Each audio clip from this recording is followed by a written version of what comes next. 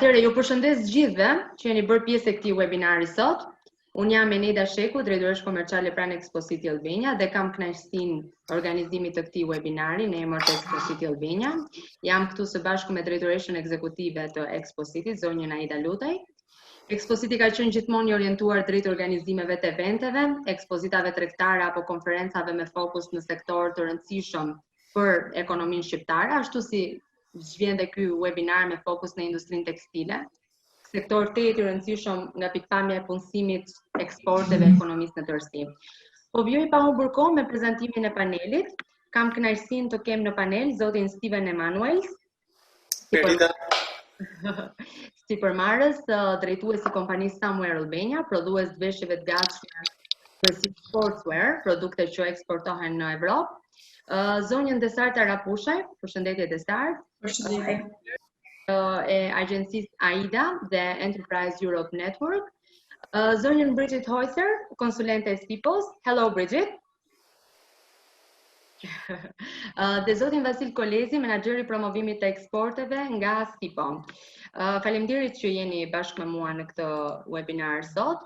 Tema që do të trajtojmë është industria tekstile gjatë dhe pas COVID-19, jo vetëm në Shqipëri, por dhe në tregjet europiane. Webinari do të ndahet në 4 pjesë, ku në pjesën e parë do të trajtojmë situatën e prodhimit të tekstileve dhe veshjeve mjekësore gjatë pandemisë botërore në Shqipëri. Kështu që unë kam Exact. Kam kënaqësinë që t'jap fjalën Stiven për të diskutuar mbi situatën e prodhimit të tekstileve gjatë pandemisë botërore, gjatë COVID-19 në Shqipëri. Si është paraqitur kjo situatë dhe çfarë pritet të ndodhë pas pandemisë, Stiven? Okej. Mirita, para është folëm shqip apo për Brigitte në anglisht? Në shqip do t'jetë, sepse do të përkthej Vasili për Brigitte. Okej. Atëherë, Mirita. Ne në këtë ditë e vështirë kemi mbyllur vetëm një ditë. Ditën e parë që ishte filluar lockdown, ishte detyrë për të bërë disinfektimi i firmat, përgatit kondicione dhe më thënë për punëtorët.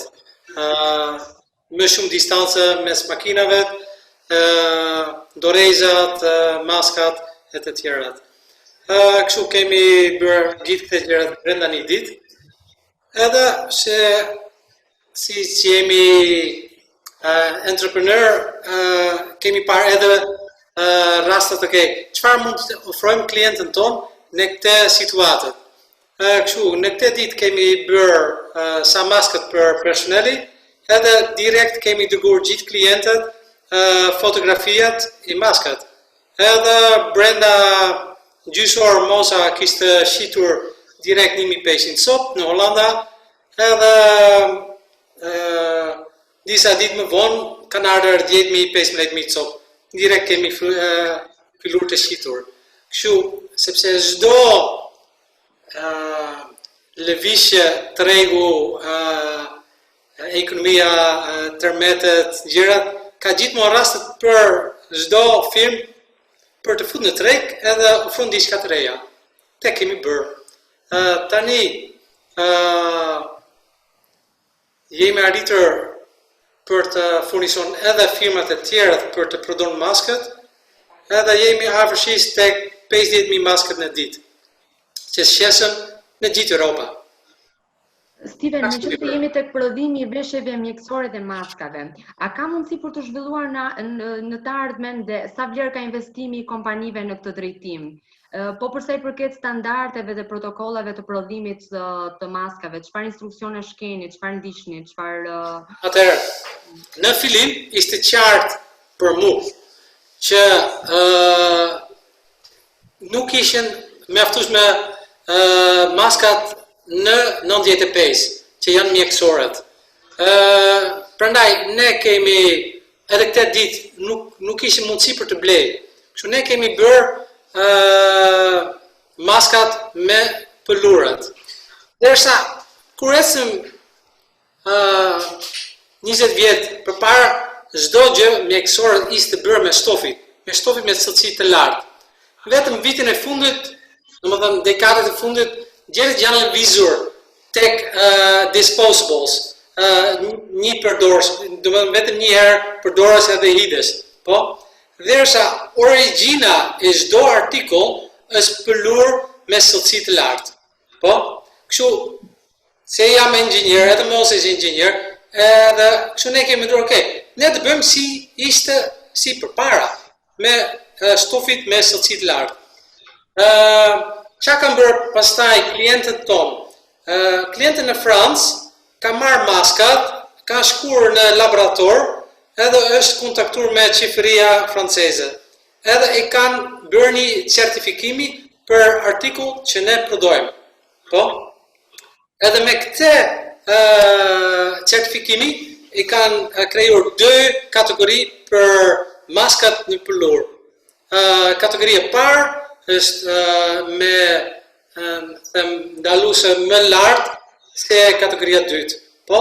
Derisa klienti ka filluar për të shit me këtë certifikimi të reja maskat që ne prodhojmë. Se për të di, ne kemi në gjendje më shumë se 100 lloj stofit të ndryshme, po? Edhe për ne është shumë kollaj për të krijuar diçka. Edhe për çdo lloj certifikimi ne mund të prodhojmë diçka. 2 javë kur ishim filluar me prodhimi, kemi bërë edhe testimi këtu në laborator Universiteti i Politeknik Tiranës. Edhe këtë i kanë bërë, nuk them certifikimi, sepse më tepër është vlerësimi, po? Sepse certifikimi i parë është që ke për të bërë një vlerësim, e pastaj duhet të bërë kategoria, po? Edhe këtë hapje nuk është bërë akoma, po? Jo vetëm në Shqipëri, mana shumë vendet në Europë, po?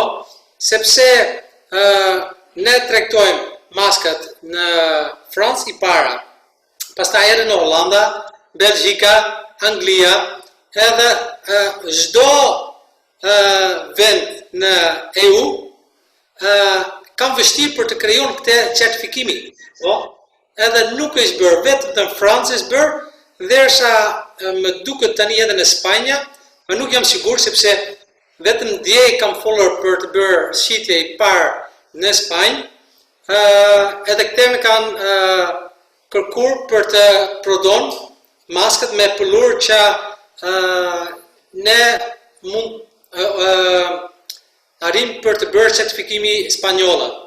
Ma për të shpjegon, në EU nuk është një certifikimi si quhet bashkohore për të gjithë vendet EU-s, po? Drejt. Edhe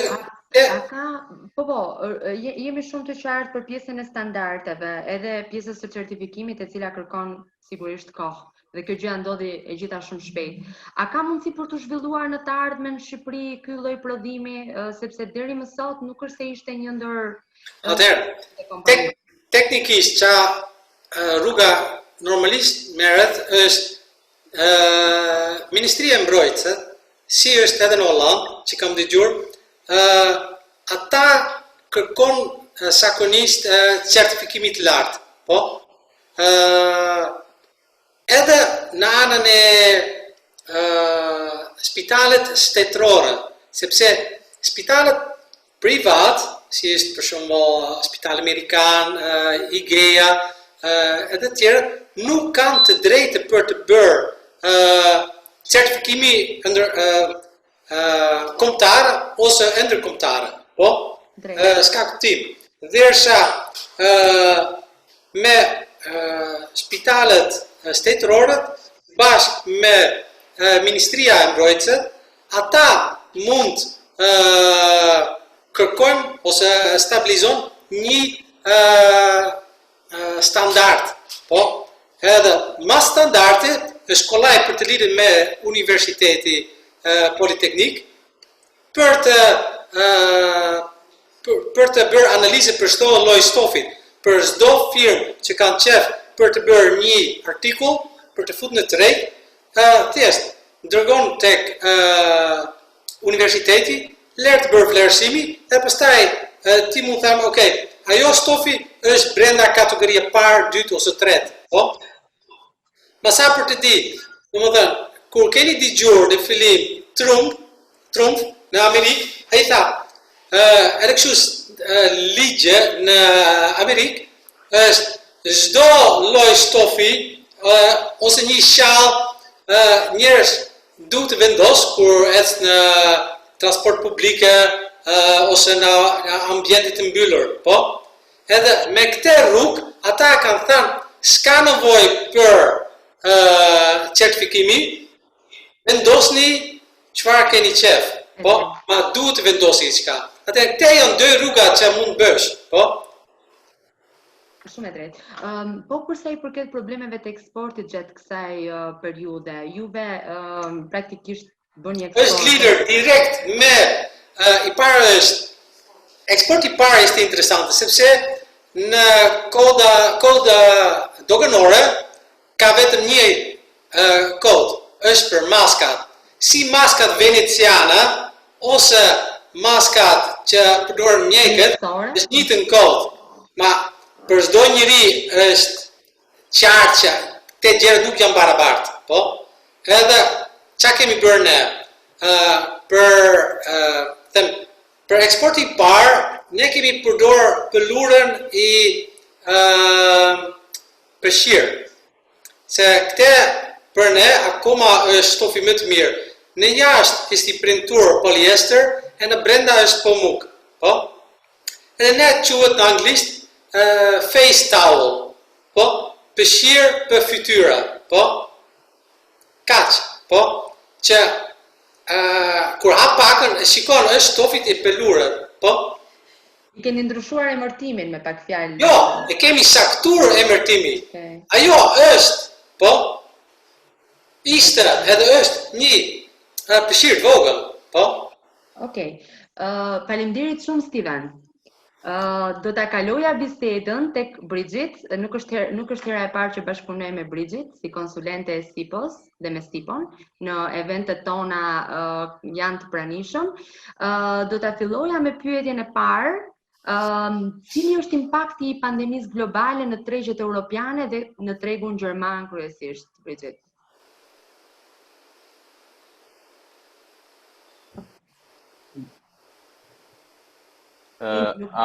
We are going through a translation, so Okay. we have to be, yeah. Okay, I will talk in English and then I will take a part and then it will be translated, or? Yep. Okay, now in Germany in the moment, because it seems there is a prediction from one economic professor and he is telling that there is the possibility that in end of 2020, the possibility will be there that 200,000 stores could be closed because of this corona pandemic situation. Sorry. Yeah, stores. Okay. Can I? Stores, all kind of stores can be closed because they are not so. They have the problem then with bankruptcy. They cannot pay their rents. Cannot pay their stuff, and if they are closed. This is a prediction. It's not that it must be, but this is the worst case. What they are predicting in the moment for that it could happen in Germany. Yeah. And the situation in Germany is in the moment. Can I translate, Brigitte, because it's... I mean... No problem. Then, so, është një parashikim nga një profesor në Gjermani, si ka parashikuar që në shtator mund të ketë një mbyllje të rreth 200.000 dyqaneve në të veshjeve në Gjermani, mbyllje e përhershme e këtyre dyqaneve. Sigurisht ky është thjesht një parashikim, por është një sinjal negativ i cili duhet marrë ndoshta edhe seriozisht edhe për të parashikuar zhvillimet që mund të ketë dhe impaktin që mund të ketë kjo situatë në prodhimin e veshjeve. Brigitte, please go a bit more slowly. Yeah. And the situation in the moment that the customers are currently reluctant to consume. They are not willing so much to buy. For the next 3 months, there is like 30% in Germany are restricting their shopping, 44% in UK, and 45% in Italy. And this is mainly for fashion and luxury items. So, ka një tërheqje të blerësve nga konsumi I mallrave të veshjeve, e cila sigurisht që është për shkak të krizës, ose impakti është rreth 30% në tregun gjerman, 40% në Angli ose në Britani dhe 45% në Itali. And in the moment now, since last week, the shops have opened again, at least, but still the sales is very sluggish because this is coming out of the unemployment, because a lot of people are unemployed and the short time work. That's why the people are short of money, and this is the reason that people are also not buying much. And they are just one sentence. They go to the shop, buy and go out. There is not the fun in shopping in the moment anymore. Dyqanet janë hapur së fundmi, por nuk se ka shumë blerje, kjo për shkak të situatës, also gjendjes së të ardhurave dhe sigurisht argëtimi që tashmë nuk merret më gjatë blerjeve, gjatë shoppingut që bëhet në dyqanet e veshjeve. And this corona crisis acts like a fire accelerator for the death of the stationary retail in the moment. Dhe sigurisht që kjo krizë ndikon së tepërmi sidomos në si thua në falimentimin e tregut pakicës për veshjet stationary. And that they are expecting the crucial months in the months of September, because in the moment there are a lot of shops, they have not paid their rent.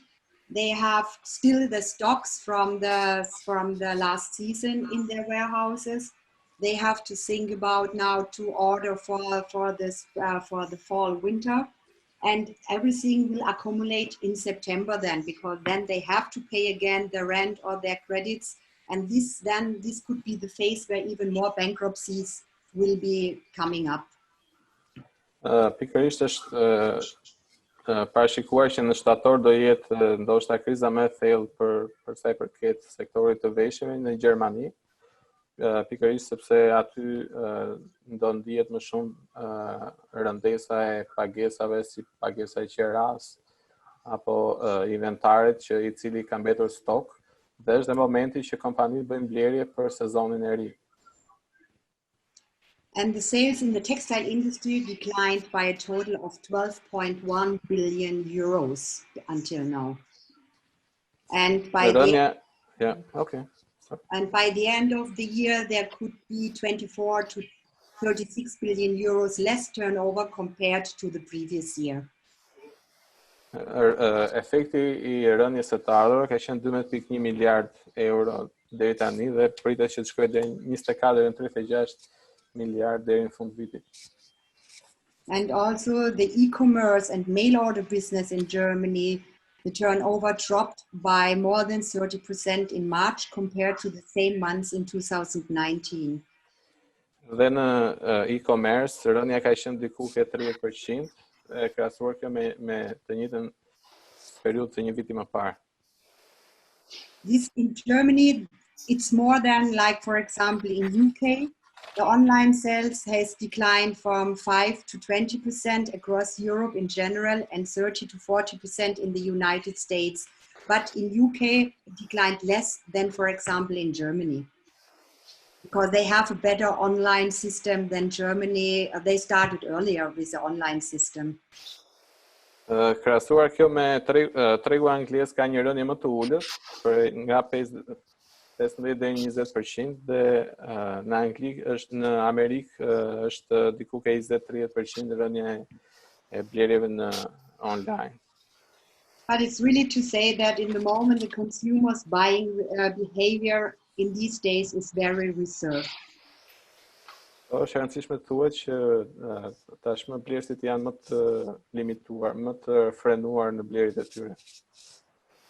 And what is going on in the moment with the brand and retailers are passing this demand shock on their suppliers who often work in developing countries.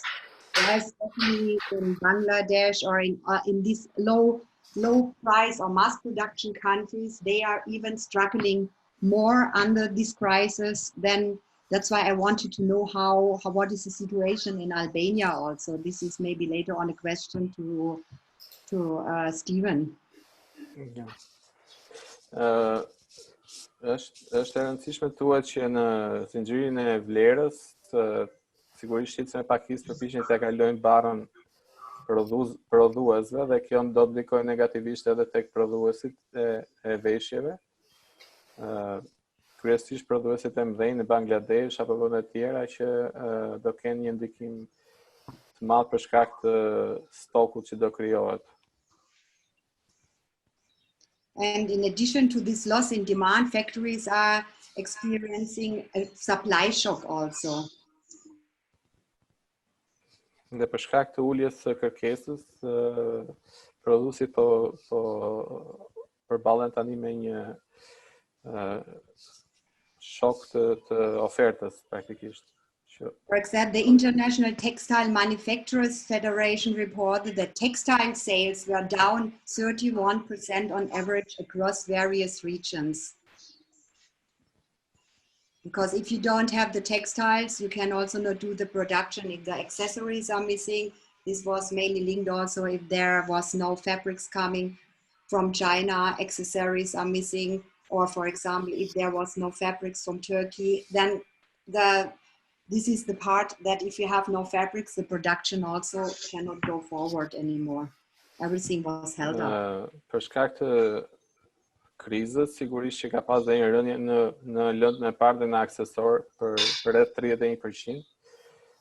Kryesisht nga Kina ose vende të tjera që kanë prodhim më të madh të lëndëve të para, të pëlhurave, të aksesorëve, e cila edhe kjo ka ndikuar në uljen e rënjen e prodhimit dhe rritjen e çmimeve.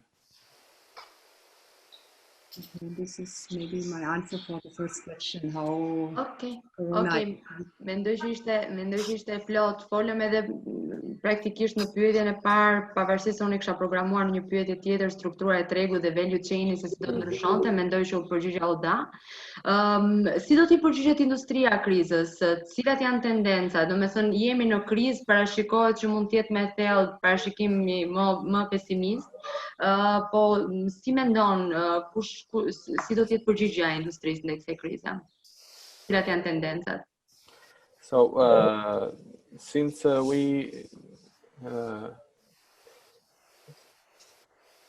since the first question was and the second question were answered, Brigitte, then AIDA is asking the third question: how will be the tendencies in the sector to respond to this crisis and to go, slowly into the normality of. I think each crisis spurs some structural changes, but each crisis is having also some opportunities. And for sure, the value chain landscape in the textile and clothing sector is likely to change after the crisis. There will be more market diversification, becomes more important. And what is maybe interesting, especially for the close to Europe countries or countries like Albania, is that I think nearshoring, which has already been a trend in the apparel sector before COVID, also will even now more interesting than, or will be more accelerating after post-COVID. Corporate social responsibility also might need to adapt it more. Për sa i përket krizës, sigurisht që ka dhe oportunitete, të cilat lidhen me mundësi që krijohen në disa tregje, por një gjë është më e sigurt që zinxhiri i vlerës do të ndryshojë. Dhe sigurisht me ndryshimin e vlerës krijohen dhe oportunitete të reja për kompanitë më të vogla për të hyrë në këtë lloj tregjesh. Nga ana tjetër është e rëndësishme që të keni një diversifikim të tregut, pikërisht sepse kjo ul riskun e prodhimit edhe eliminimit të riskut gjatë për shkak të këtyre krizave. Një përfitim që mund shihet me interes është që kompanitë tashmë në Europë kanë më shumë interes për prodhimin afër Europës, pra duke larguar Azisë, që quhet nearshoring, dhe sigurisht vendet e Ballkanit janë një nga vendet që mund të shikohen me interes për prodhimin e produkteve e veshjeve nga kompanitë në Europë. E rëndësishme për të përmendur është dhe përgjegjësia sociale, e cila duhet sigurisht duhet të jetë në përputhje me kërkesat që ka tregu evropian. What will be important will be for flexibility, if that the suppliers or the countries, the production countries, manufacturers have to be in these days even maybe more flexible than they have been before, because in the moment nobody has any precise idea what is expecting us in the next future. And as for sure the value chain landscape in the textile and clothing sector is likely to change after this crisis. And flexibility means in regards of quantities that even the bigger companies also told that they will order maybe more smaller quantities, like it was before. The style variation will be there, like this diversification, and this flexibility is in quantity and maybe even in time, in speed. Një nga mënyrat me të cilat mund të përballemi me këtë lloj krize dhe me kriza të tjera është që të jemi fleksibël. Pra fleksibiliteti është i rëndësishëm. Për arsye sepse e ardhmja tashmë nuk është aq e sigurt. Sigurisht me fleksibilitet domethënë përfshim, si thua, adaptimin në ndryshime që do ndodhin në zinxhirin e vlerës, dhe ku kërkesat nga kompanitë mëdha mund të jenë më të vogla dhe të kenë varietete më të mëdha në variacion, që do të thotë më pak sasi, po më shumë lloje brenda kësaj sasie.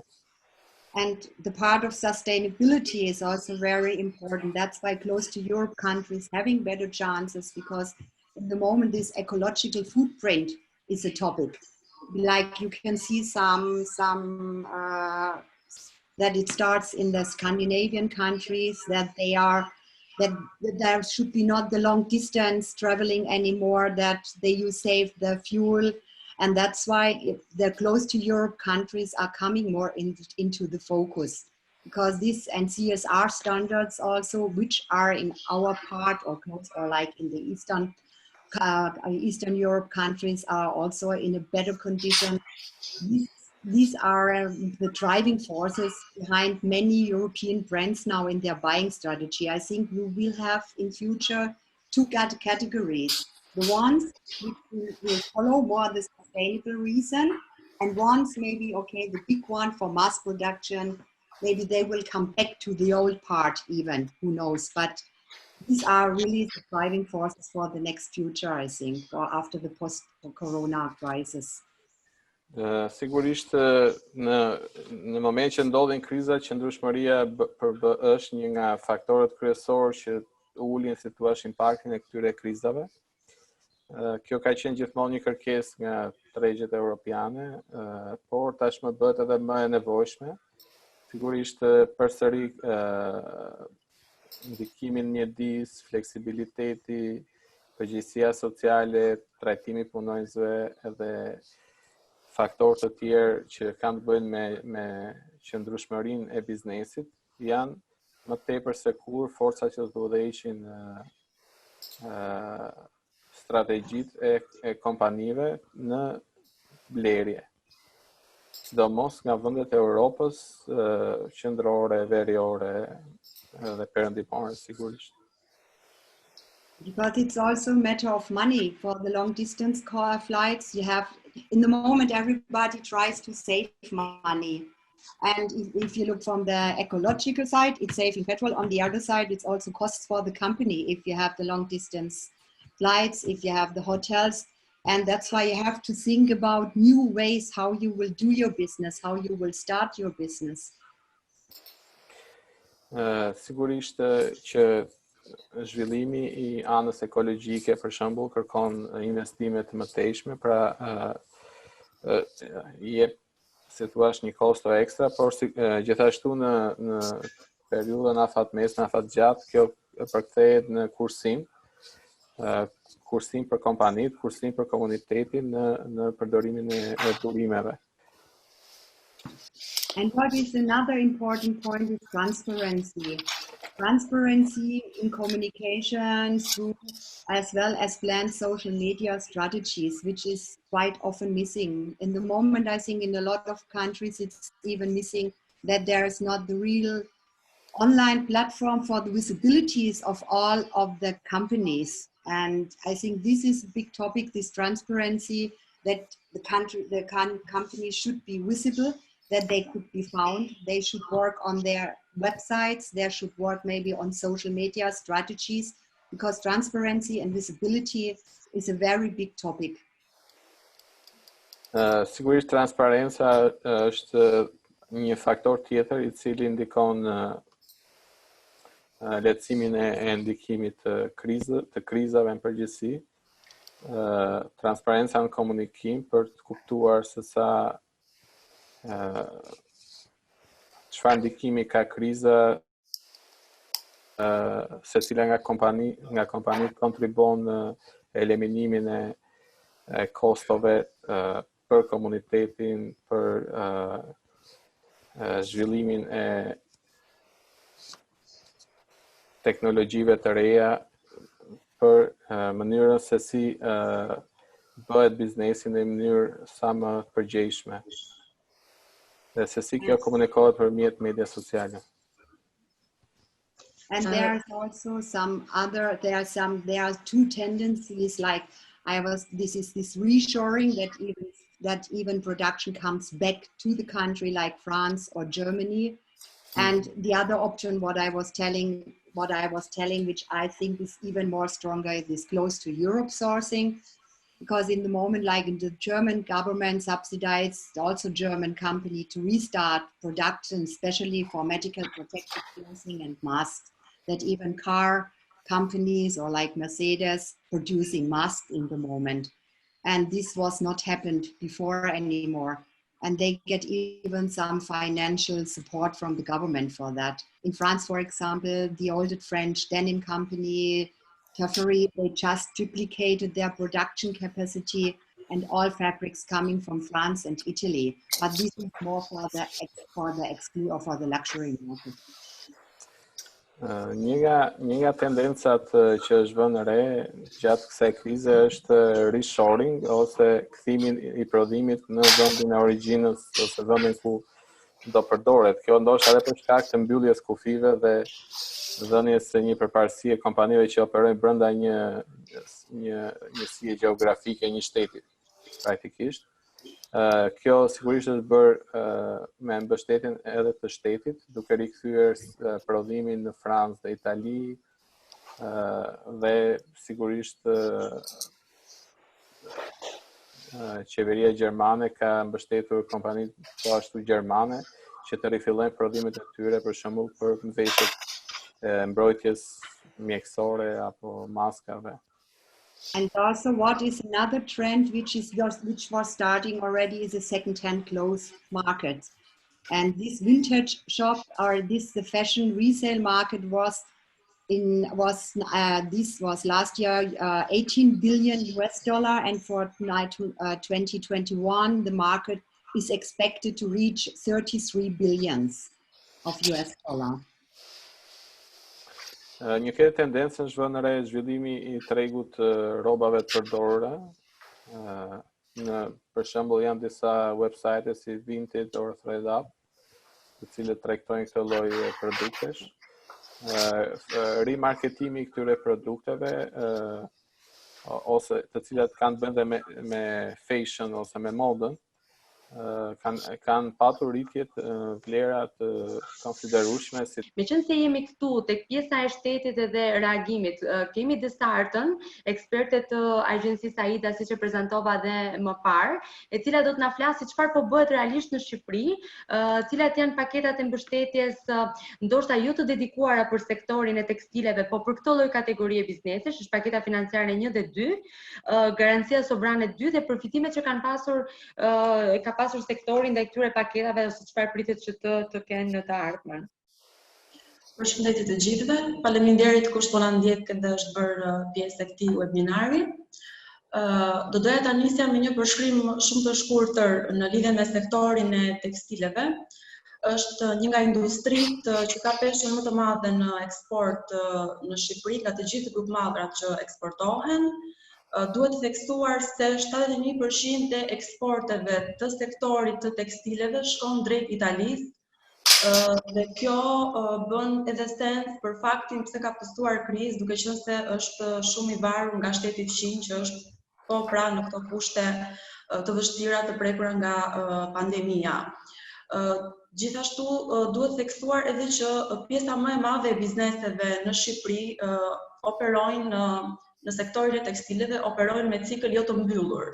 Pra kjo e bën shumë të vështirë diversifikimin me shtete të tjera.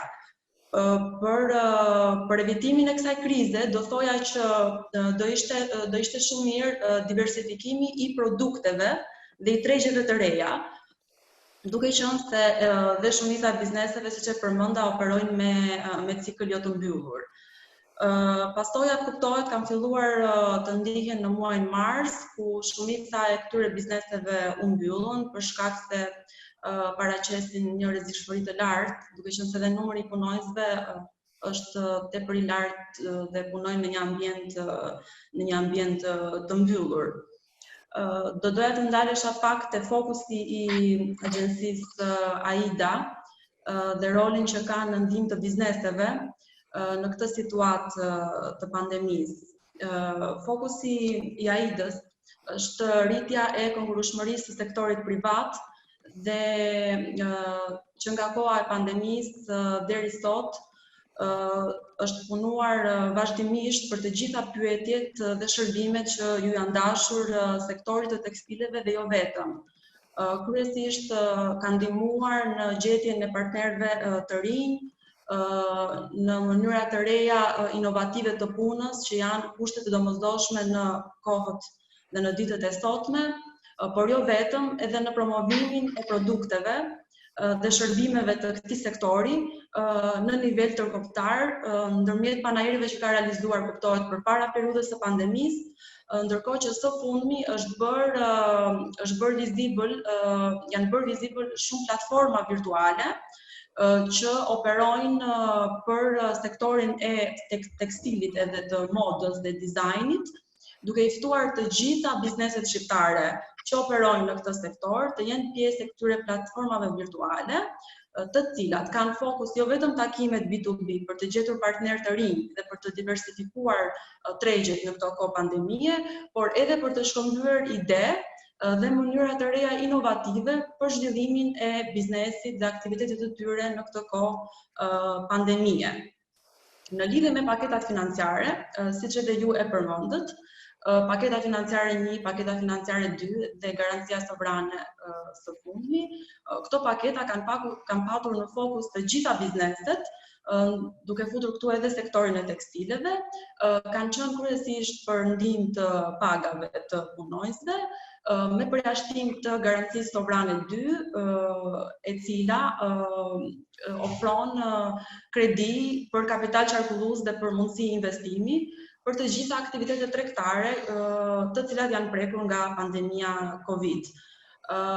Kjo është mënyrë shumë e mirë për të gjitha këto aktivitetet të sektorit të tekstilit, të cilat kanë nevojë qoftë edhe për të zhvilluar teknologji të re, në mënyrë që të përshtaten me tregun e ri, dhe për të gjetur pse jo mënyra të reja për trajnimin e punonjësve të tyre, sepse në këto kushte dhe për të gjetur partner të rinj ndërkombëtar dhe për të futur ndryshe në tregje më të reja dhe jo në ato ekzistuese ku kanë edhe vetë probleme dhe është tepër e vështirë dhe eksport tashmë në këto vende, pasi edhe harxhimet për veshje në këto kohë janë tepër të ulta, pra nuk ka më përputhje të kërkesës dhe të ofertës. Gjithashtu, siç po thoja, janë lançuar disa platforma online, të cilat zhvillojnë takime B2B. Janë ftuar bizneset të sektorit të tekstilit dhe sektorëve të tjerë në varësi të fokusit që kanë pasur, për të bërë pjesë e këtyre platformave dhe pse jo për të gjetur partner dhe për të marrë ide dhe për të zhvilluar në tregje të reja. Faleminderit Desarta. Unë do doja që ti drejtoresha sërish Brigitte, kemi lënë një pikë pa e diskutuar dhe për mua është realisht e rëndësishme dhe për Expo është e rëndësishme. Sipas mendimit të Brigitte dhe si eksperte, cilat janë burimet alternative për të bijuar me aktivitetet e promovimit të eksporteve, për sa i përket pjesës së bizneseve shqiptare? Kush janë kanalet e promovimit që sugjerohen në kohë post pandemie, po theme? Anita is asking a question about what are the alternative tools and instruments to continue with export promotion activities to promote the sector and Albania as a sourcing country. For example, still that what we have started last year with together with AIDA, with the model of our PSP model, this business support model on A+A. And A+A, for example, will be only next year in 21. And I think this is an activity which is A+A is a fair, and I think next year, which is held up in October, this fair I think still will happen, even if now a lot of fairs have closed, have been not happened. When we have also what is going on, a lot of fairs offering, for example, Pure London offering webinars to be in contact. What is somehow always important is stay in touch with your clients, stay in touch with your buyers. These social media activities, what I was telling before, are important. Do something for your visibility, like I have heard now also that AIDA is working on a B2B platform online. I don't know exactly how it will work, or this is, I think it's something new. But because in the moment, sometimes I feel which is missing is the sector overview also a bit for Albania. If you want to search for companies, it's not so easy. I know if I check for companies, I find always the same, which I know. And these are the good ones, which are the top 10, for example, in Albania, and which I know since I was coming to Albania. And I think that you have to work really on the visibility for your country. And can I translate? Yes, translate that.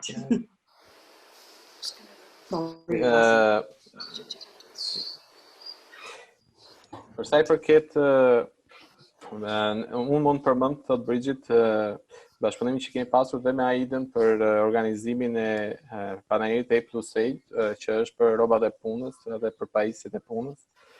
Që është një panel I targetuar për këtë niche market, ku ne gjithashtu u paraqitëm me një risi në mënyrën e promovimit të sektorit. Sigurisht mund përmenden mjete tjera me të cilat kompanitë shqiptare mund të marrin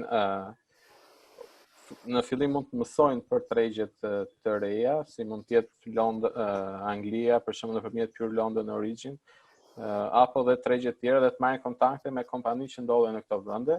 Pasi disa nga këto panajire, si Pure London Origin, Minikapare Sourcing, ofrojnë dhe platforma tregtie online, po dhe webinare për mënyrën se si kompanitë mund të bashkëpunojnë. Sigurisht që e shikoj me shumë interes zhvillimin e platformës B2B që AIDA ka zhvilluar së fundmi dhe sigurisht që është iniciativë pozitive. për të vënë në kontakt kompanitë shqiptare me kompanitë e huaja për zhvillimin e biznesit. Ajo që është e rëndësishme është që të ketë një pikë informacioni që sigurohet ndoshta nga AIDA apo dhe nga aktorë të tjerë, të cilët japin një pasqyrim të gjerë të sektorit tekstileve në Shqipëri dhe të lehtësojnë mundësinë e kërkimit të kompanive të huaja, të cilat kanë kërkesa nga më të ndryshme dhe t'y lehtësohet puna për të gjetur partnerë në Shqipëri për të bërë prodhimin e tyre. Dhe sigurisht këto lloj platformash ndihmojnë në lehtësimin, në shkëmbimin e informacionit fillimisht, po dhe në lehtësimin e zhvillimit biznesit. Yes, Brigitte.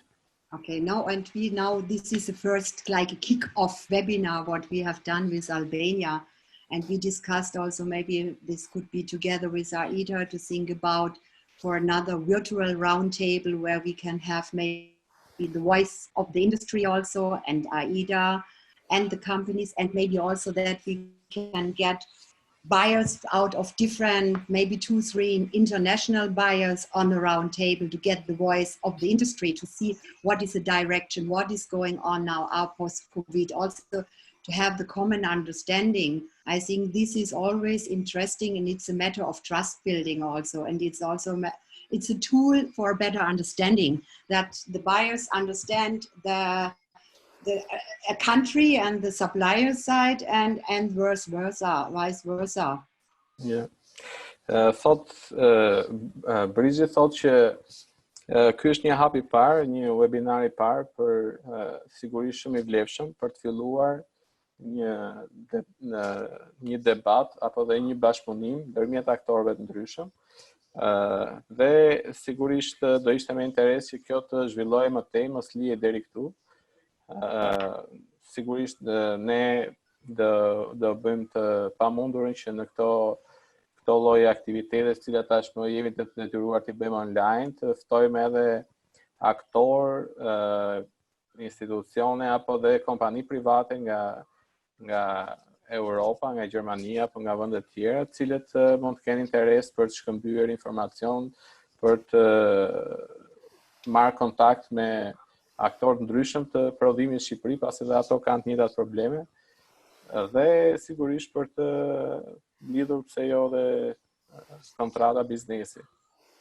Por është e rëndësishme që fillimisht të fillojmë të shkëmbejmë këtë lloj informacioni se si është situata dhe si ne mund të dalim nga kjo situatë të themi, duke pasur si çfarë dhe AIDA plane afatshkura, por dhe plane afatgjata, edhe për të bërë një paraqitje sa më të mirë. And also what I can say in the moment, the fair starting like PT Imagine No More, or PT is starting an online platform, PT Connect 2020, which is like a virtual fair, at least to stay in contact with the companies and the buyers, that they are still in connection, and it's a pre-preparation for the next fair. And also we have there some model, which is, there is a model like, we have a model like called Country Days. It's from a German online organization or a company, and they propose, it's a new model to say, okay, now we cannot go to the fair. It's showing for the online visibility. And on the other side, that there will be country days where, for example, the BSO can promote their sector online, and it will be then it could be streamed on their webpage of ForSource. And on the other side, that the companies can present themselves, and on the end that there could be virtual B2B meetings also done. This is in the moment the part if the fairs are not happening, and also in regards of sustainability, or if in regards of traveling, it could be an option to be visible and to be in contact with buyers, and even to be in contact with buyers out of different sectors, because if you go to a fair in general, it's very focused. If you do this in that part on that country days, you can have workwear, you can have sportswear, you can have ladies or fashion. It can be mixed up, and the matchmaking can be done according to the suppliers and buyers. It's a very short description of it, if in case somebody is interested, the presentation can be shared, or AIDA can explain, or Expocity, I don't know exactly. Okay. So two other instruments or tools that Brigitte is mentioning is one virtual trade fair, which is still under construction, but soon will be available by PD. Na duhet një përkthim në shqip. Oh. So yeah, you are right. Let's change the plate. Atëherë, ajo që Brigitte përmendi ishin dy instrumenta. Njëra është një panajër virtual që po krijohet nga PD Connect, i cili do jetë sërish një lloj platforme online ku mundson bashkëpunimin ndërmjet blerësve dhe shitësve, ose lidhje ndërmjet tyre, dhe moduli tjetër është një modul që quhet Country Days, i cili do jetë një kombinim i prezantimit sektorit me evente ku mund takohen blerësit dhe shitësit, pra B2B event, ku organizata si AIDA mund prezantojnë sektorin, ku janë pikat e forta, dhe sigurisht pastaj të ketë takime virtuale ndërmjet kompanive të ndryshme të interesuar për bashkëpunim.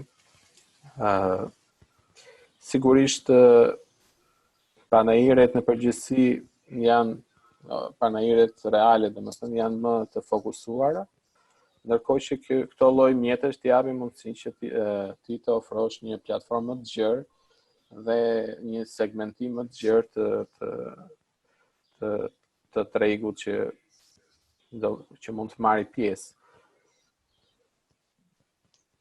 Okay. Këto janë disa mundësira që ofrojnë si për vizibilitet, për promovim, po edhe për zhvillimin e biznesit. Shumë faleminderit, thank you Brigitte. Kam prezente Mimozën. Moza, na mungove, pavarësisht se Stiven e prezanton në mënyrë të shkëlqyer vizionin e kompanisë tuaj dhe gjithçka çfarë ju kërkua. Nëse do të shtoje diçka tjetër, sepse ne jemi në mbyllje, një orë iku shumë shpejt, që herën tjetër, sepse ky është webinari i parë, që nuk do të thotë që do ta lëmë kaq, do evidentojmë tema të rëndësishme, specifike për sektorin dhe do vazhdojmë serinë e webinareve.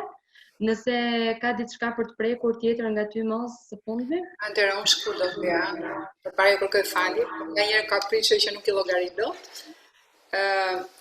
Domethënë, unë dua të flas një çik më tepër për vizionin e sektorit tekstileve, edhe cilat janë mundësitë tani edhe sa është në gjendje industria, gjendja aktuale e industrisë që ne kemi për ta kapërcyer gjendjen, atë situatën dhe për ta pasur në favorin e vet. Edhe më bëhet qefi që kemi edhe përfaqësues nga AIDA, them ndoshta këtë radhë do bëjmë një çik më aktiv për sektorin e veshjeve. Nëse ne bëjmë unë të flas shumë shkurt, nëse i bëjmë një profilizim të gjithë sektorit të veshjeve në Shqipëri, domethënë kemi thënë që shumica janë që punojnë me material porositësi. Dhe kultura e këtyre kompanive deri tani është e ngjitur shumë me klientin që ata punojnë. Domethënë janë të ngjitur vetëm me këtë klient sa nuk kanë hapësirë për të parë klient tjetër. E armja e veshjeve edhe në Evropë nuk është se njerëzit do vazhdojnë vishen. Do vazhdojnë konsumojnë, nuk e dim se sa do jetë niveli, por do vazhdojnë vishen, kështu që nuk shikojnë në risk që Shqipëria nuk do ketë mundësi për të gjetur për të pasur punë.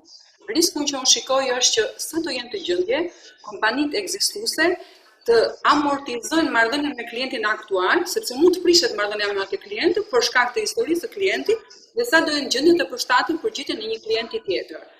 Nëse AIDA do ketë në fokus këtë gjë, mund t'i ndihmojë, sepse unë këtu e shikoj që kompanitë aktuale shqiptare kanë mangësi në këtë drejtim. Nuk kanë as elasticitetin, edhe nuk dia ndoshta edhe përvojën për të gjetur klient dhe për të mos ngulur ngurt me një klient. Edhe AIDA do të pëlqeja shumë që të bënte një analizë për sektorin e tekstileve në Shqipëri, si janë të rënditura, do të thënë kush janë kompani që merren me prodhim të gatshëm, të lutem mos thuaj motocikli plot se nuk ka, cilat kompani janë që merren me gjysmë produkt, themi me një shkallë tjetër dhe cilat janë ke niveli ulët. Dhe kështu duke i profilizuar, mendoj që edhe sikur të targetoni nivelin e dytë për t'i dhënë dorën, paktën e dini që targetoni nivelin e dytë. Mos themi të gjitha që merren me cikël të hapur, me cikël mbyllur se nuk ka, po themi do japim dorën kompanive që janë që bëhen me gjysmë produkt, sepse profili i tyre është më i kollajshëm për të adoptuar me ndryshimet që kërkon koha. Por nuk e shikoj që mundësitë e Shqipërisë do të jenë të mungura për industrinë e veshjeve, edhe në të ardhmen. Kjo është qasja optimiste dhe kështu duam që ta mbyllim me qasje optimiste. Unë jam realiste, nëse unë kam si t'jem ndërtar, jam realiste. Se çdo gjë ndodh për një arsye tani që mos ta edhe atëherë ne duhet të mendojmë pse ndodhi kjo gjëja, edhe cila është mënyra se si ti kthehemi për ta kaluar. Nëse ne nuk do ndronim profilin e kompanisë këto 3 muaj, do ishim pa punë. Edhe jo vetëm siç e tha Stiven, jo vetëm jemi vetë me punë, po kemi edhe 7 kompani tjera. Kjo është përgjegjësia që morëm neve. Morëm radhë parë për veten, po morëm radhë parë edhe për kohën. Kjo është edhe arsyeja pse Expocity nga ato eventet me klient, eventet në sallë, ka vendosur që të nisi seri webinarësh për sektor të ndryshëm, jo vetëm për tekstilin, por edhe për sektor të tjerë. Me shumë mundësi në sektorin e real estate do të jetë me njëherë një javë më pas, kështu që të gjithë do gjejmë në këtë kohë të vështirë dhe ndryshe, një kohë që nuk e kishim parashikuar, mënyra për të qenë aktiv edhe për të qenë pranë fokusit tonë. Unë ju falenderoj shumë, siç e thash, një orë iku shumë shpejt, nuk e di se ku shkoj, por shpresoj që të shihemi sërish me panelistë të tjerë gjithashtu. Unë do t'ju ftoj që të jeni edhe të ndiqni të gjithë webinaret edhe të jemi aktiv me pyetje e përgjigje. Sot ose i kemi konsumuar të gjitha pyetjet ne dhe përgjigjet, por nuk kemi pyetje nga në QA, kështu që jemi të lirë të ndahemi nga webinari me shpresën që të kemi arritur të bëjmë një diskutim të pritshëm. Edhe për AIDA-n që ka rolin e mbledhjes të gjithë sugjerimeve që mori këtu, Desarta, mendoj që ka qenë një diskutim i pritshëm dhe kështu do vazhdojmë që të organizojmë edhe në të ardhmen e afërt. Faleminderit shumë të gjithëve. Faleminderit nga Expocity. Faleminderit. Do shihemi sërish dhe do t'i dërgoj dhe materialet më pas. Brigitte kishte disa materiale për të ndarë, kështu që mund të na i dërgoj shifrat e gjitha këto që të mund të bëjmë një përmbledhje gjithsesi. Okej? Okay. Faleminderit. Faleminderit. Thank you. Thank you.